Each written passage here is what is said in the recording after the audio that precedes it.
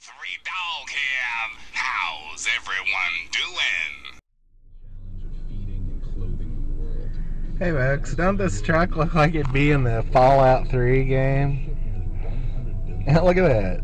Mr. Rooter Plumbing. It totally looks like the Pip-Boy dude from the Fallout 3. Hey folks, I thought I'd talk about Fallout 3 for a minute because earlier today I saw the Pip-Boy plumbing truck, so I thought I'd talk about this for a minute because I really love this game. This is the first house you can possibly get if you do a certain task for somebody. As you can see, this one's empty. But anyway, this is the house that after you get it and you get stuff for a while, I've got, bottles. I started collecting crap just because you could. That's, contents of your fridge. You can get some furniture and things. This stand here actually is the one where you put the bobbleheads on. As you can see, I didn't get all of them. There's 3, 4, 5, 6, 7, 8, 9. It's like 10 of them missing, and I got 10 of them. So I'm missing half of them. This is your workbench. This is just the type of furnishings you can get for your house. I don't know where that tricycle came from. There's that robot. He's like your butler or something. But he kind of goes wherever he wants. There's some lab equipment, medical station, a radio you can get, Coke machine. The only thing that bothered me about this game, and my buddy that I work with is going to laugh because I didn't say, we've gotten in arguments about the morality system on this game. I think it's flawed terribly because, sorry folks. For the most part, I'm a moral person, and I didn't play this game any differently than I would normally play it. And I became, at one point, now I'm neutral. At one point, I think my character was the scourge of humanity or something. And how you can, you do certain things, you'll get karma, and you do other things and you lose karma. But it would take karma from me when I was just, out looting stuff in the wasteland. It didn't just restrict itself to taking karma if you stole something in town or anything. And I found that terribly flawed because it's like there's some over-looming entity that was keeping track of my, like Santa Claus, I guess, whether I'm naughty or nice, and... AKA that crazy son of a bitch, has been spotted poking around some caves way out west. Makes perfect sense to me. The kid's had enough of the wild and woolly wasteland and is looking for another old vault to crawl into. Good luck with that, my friend. Only thing been seen in those parts is Yao Guai, super mutants, and some crazy... I'm not going to ruin the game for anybody, I mean, the basic story is... You're born in this vault, your dad's a scientist, and your mom dies during your childbirth. And you, when you turn 18, your dad leaves the vault, and nobody ever leaves, but he leaves for one reason or another. This is where the morality system gets really flawed, because with this character... this is the second character I started. I did a certain task that causes you to lose a lot of morality points, which I would expect, and it says very evil plunderer. With my base character, the one I played through originally, I think I cheated the way I feel about it, because my character used to be the very evilest character you could get, and it just basically came from looting stuff and a couple of situations that I walked into that were accidents and auto-saved me in situations where I couldn't just reset the game, and my morality was in the toilet.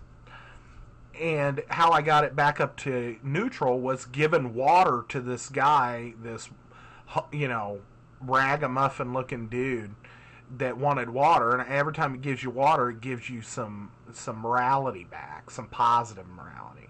So I just kept feeding the dude waters until, you know, it brought me back up to neutral. And, you know, in reality, that's really not going to happen.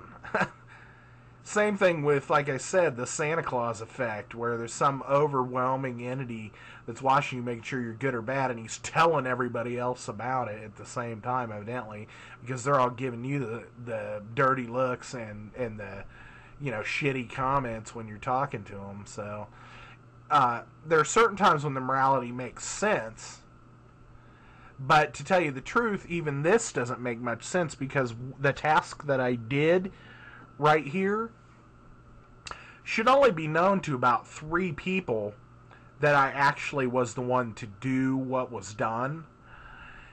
And because of that,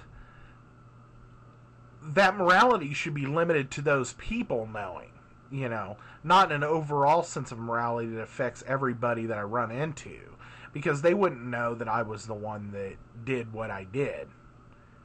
You see what I'm saying? And it's starting to sound like bitching. And it's really nitpicky, but there are certain things you can't do if you're evil that you can do if you're good or neutral.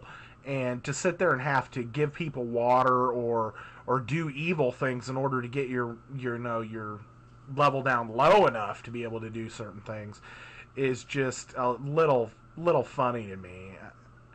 Because, to tell you the truth, I know this is going to sound really kind of hokey, but I played this game like you would play a game if you were really in that situation. And normally I don't do that, but this game actually had a premise that made sense, where, you know, what if in reality you were born into a vault and the outside world had been destroyed pretty much, and all you're left with is, you know, the clothes on your back and running out of this vault after your dad, who took off for some unknown reason, and you got to make your way.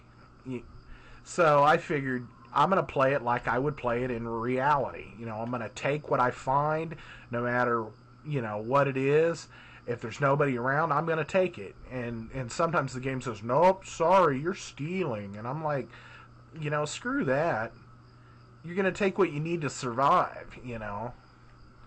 So there were a couple things I thought they could have done to make it a little more plausible that, you know, your morality was lower.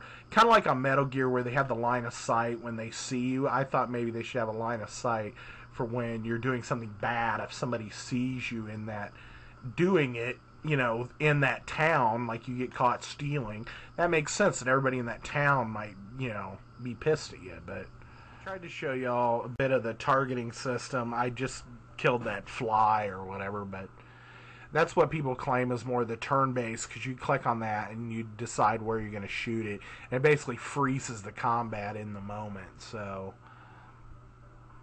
I always kind of looked at it like you were doing it instantaneously, and the pause isn't really there. That's the way I always viewed it. So I know some people don't view it that way, but I always view it that way, as you're making a split-second decision, and although you have, you know, kind of as long as you want to make it in the game, it's a flowing, instant decision. So I'm gonna have to trim this way down because I've been rambling and going through it. But basically, other than, you know, the morality system being a little bit funny, and it does prohibit you from doing certain things sometimes, or inhibits you to do certain things sometimes, the game itself is awesome. So check it out. I'd recommend getting the Game of the Year edition that's got all the DLC. I have some of the DLC. I haven't played through all of it. I played through it on the PC, so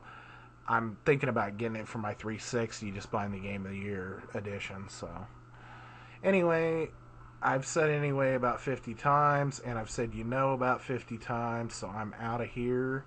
I'll talk to you folks later. Hope you get a little bit of information out of this, and you dig it. And see you next video. Okay, bye.